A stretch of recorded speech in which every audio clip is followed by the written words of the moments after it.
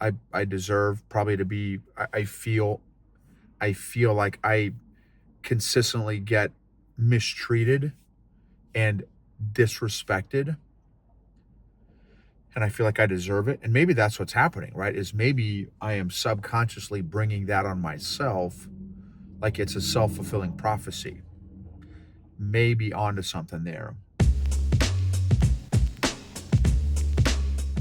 Welcome to the EQ Gangster podcast, where you will learn practical tools to grow your mental and emotional health and intelligence to be the best version of yourself, both at work and at home. It is real, raw, and transformational. The journey of emotional growth isn't easy, but it's worth it. I believe in you.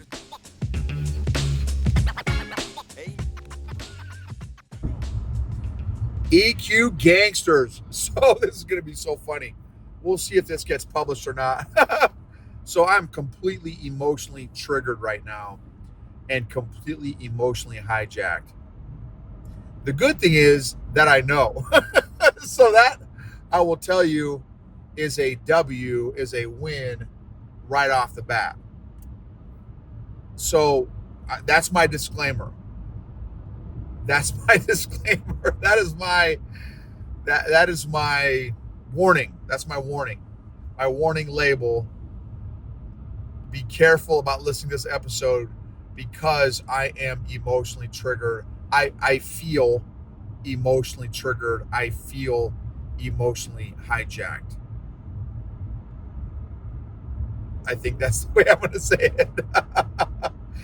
So, and I'm working through, I'm having a conversation with myself right now, trying to work through my emotions and my scripts that are running right now, because the emotions are very unpleasant, uncomfortable emotions, and very intense and strong emotions, and all my scripts right now are very negative. And so so I am really working on trying to catch both and think through these different emotions and thoughts and scripts productively and healthy, so that I don't do or say anything rashly. Because 9 times out of 9.5, not a lot of productive stuff happens in the height of being emotionally triggered or emotionally hijacked. And this is one of them. So, oh man, this is really good. And I, honestly, I guess my lessons is I am talking about this, externally processing this as a way to help me calm down. So, and so here's a maybe a takeaway is now you may be an internal processor. So the other thing I probably should do is journal and write. Right now I'm going to jujitsu so I can get my head, heart, and body doing something else, so that I have an outlet, a vent, a release that is productive, and not just sit and stew and brood and marinate and exacerbate and amplify and magnify those emotions and negative scripts that are running right now.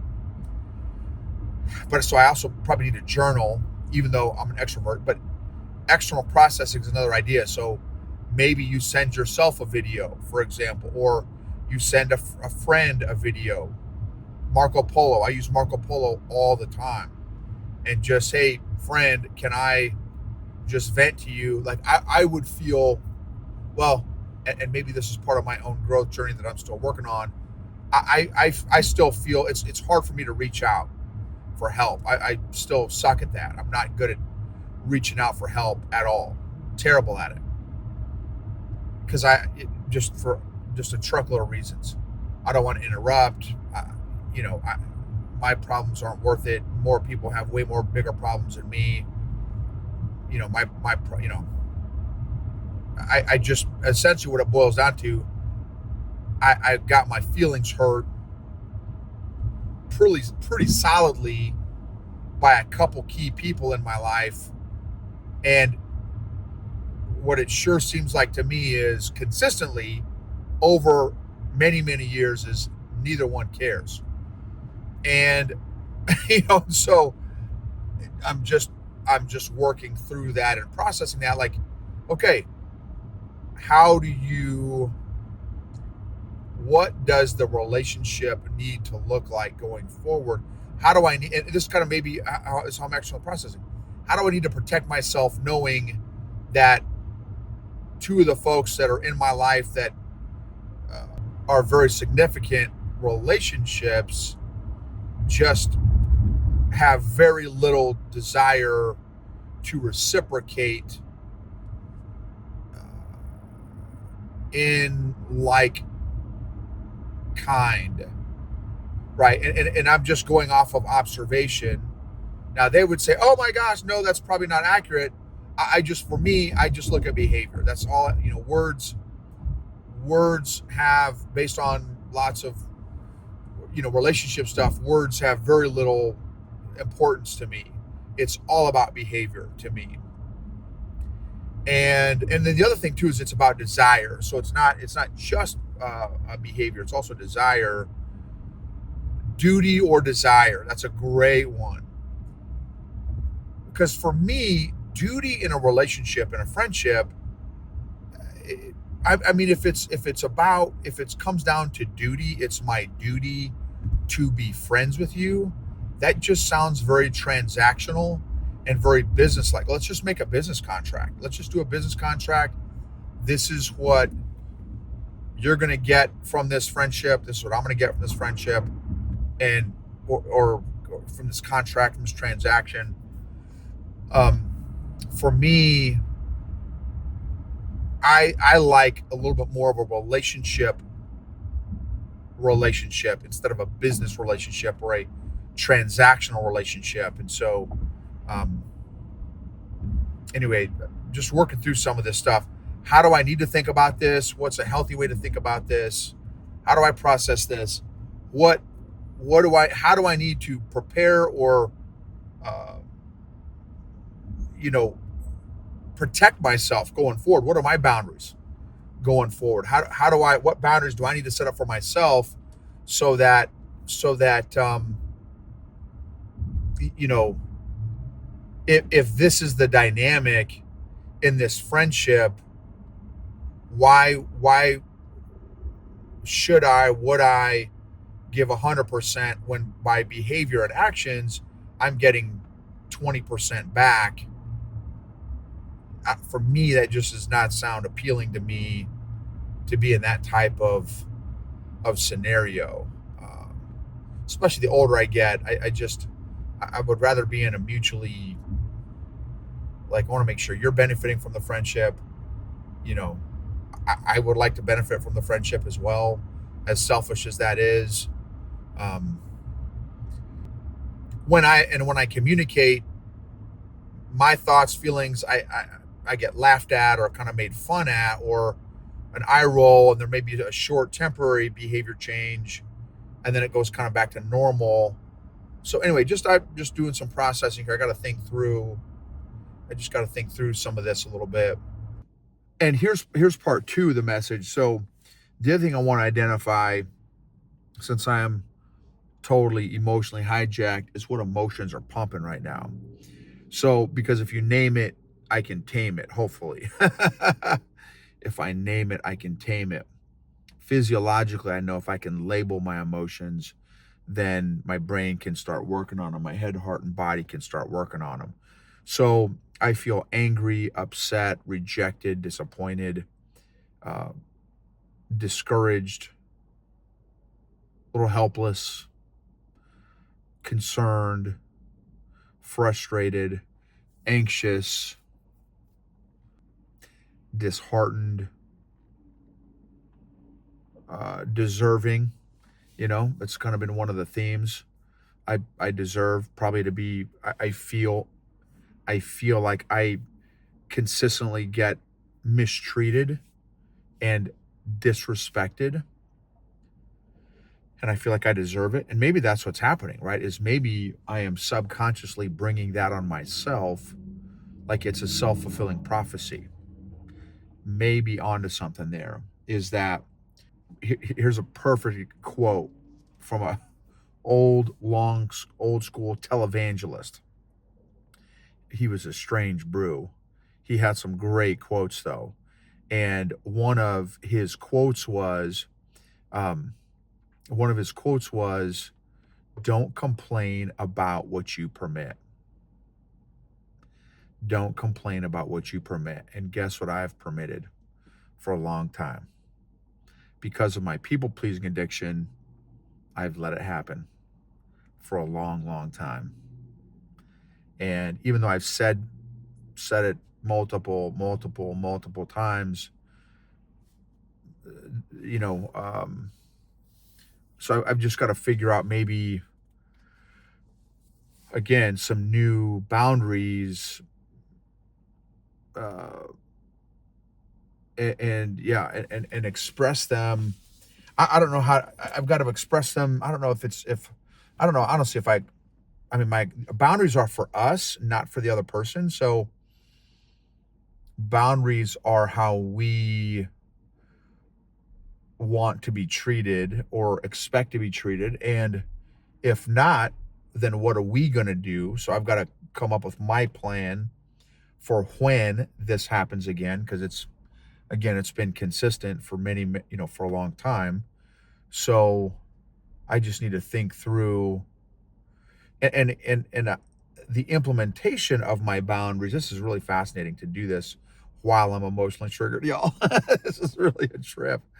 Um, is I have to express my boundaries in a very pragmatic, unemotional way.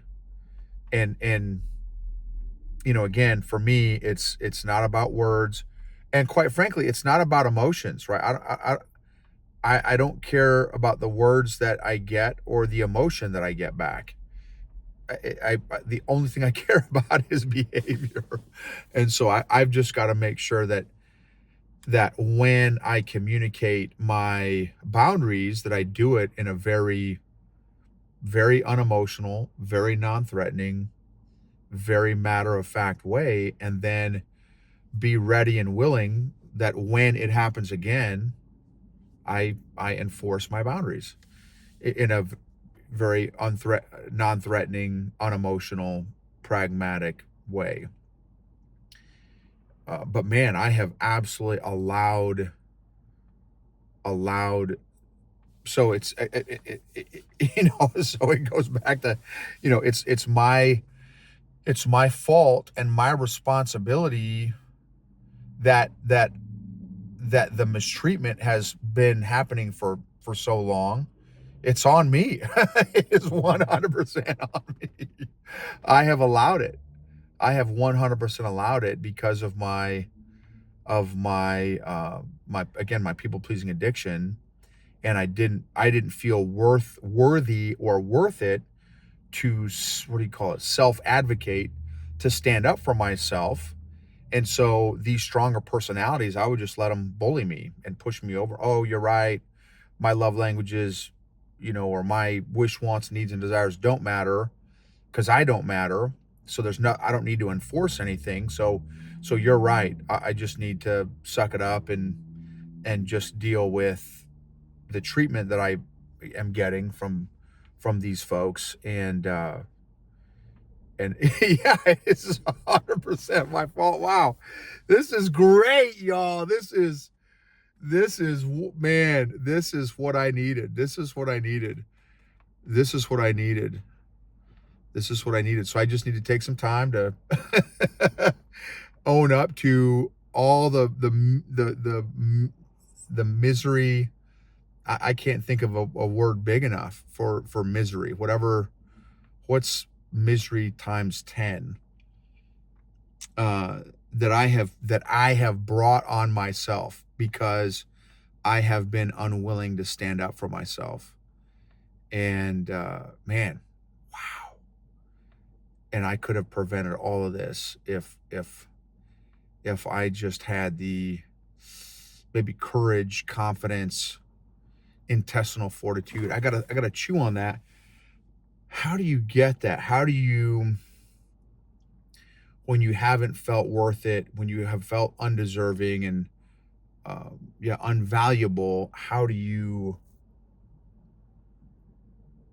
all of a sudden get the confidence, the courage to stand up for yourself and say, look, if just no sweat, if you do A, B, and C again, this is what I'm going to do.